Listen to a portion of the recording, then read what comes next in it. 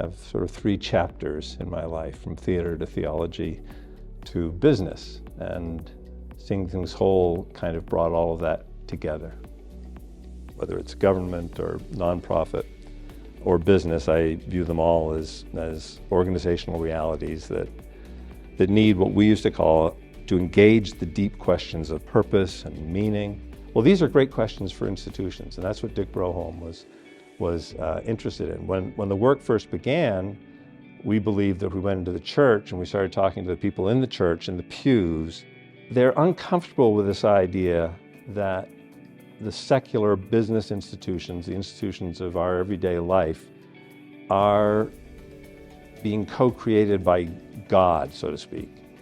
The church they can understand as a sacred institution, which is very interesting, but they can't see my organization, Landry's Bicycles, they don't see that as sacred, they see that as what they call human-made. I don't see any difference, and Dick didn't see any difference. He didn't see how you could see the church as fundamentally different than a business. How we got sort of really animated around the advocacy movement was because we had our first roundtable. And I was engaging with Dick, and we got the first group of about 20 people together, and we were working on a particular challenge around how were small, independent bike shops going to survive in the face of what we were then seeing as the biggest threat, which was the big box retailers. That's when we had the first roundtable with Seeing Things Whole. And out of that work came some really powerful new perspectives. I mean, the threefold model was starting to emerge. Those concepts really helped to begin to organize and channel our thinking about strategy and what we were working on.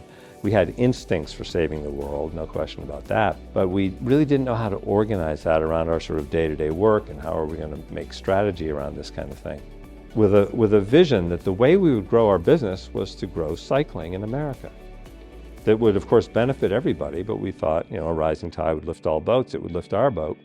This time, when we'd come back from our envisioning, which had been heavily influenced by the kind of envisioning work that we'd started to do with Seeing Things Whole, I became an advocate. And then we took advocacy eventually into the industry. Landry's was one of 2 or 3 retailers in the country that went around the industry.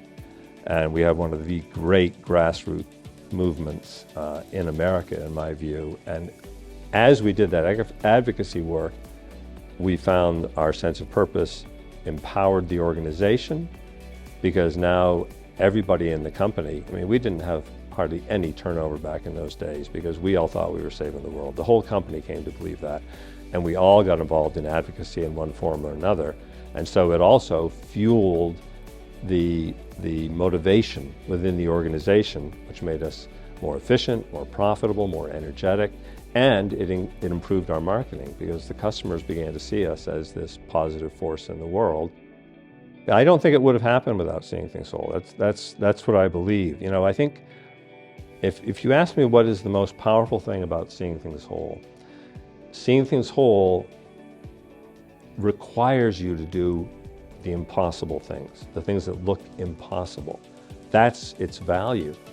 It isn't just about having knowledge, it's action. The thing that's most powerful to me about Seeing Things Whole is the heart's great joy, meeting a need in the world. There is nothing that is more important than that in life.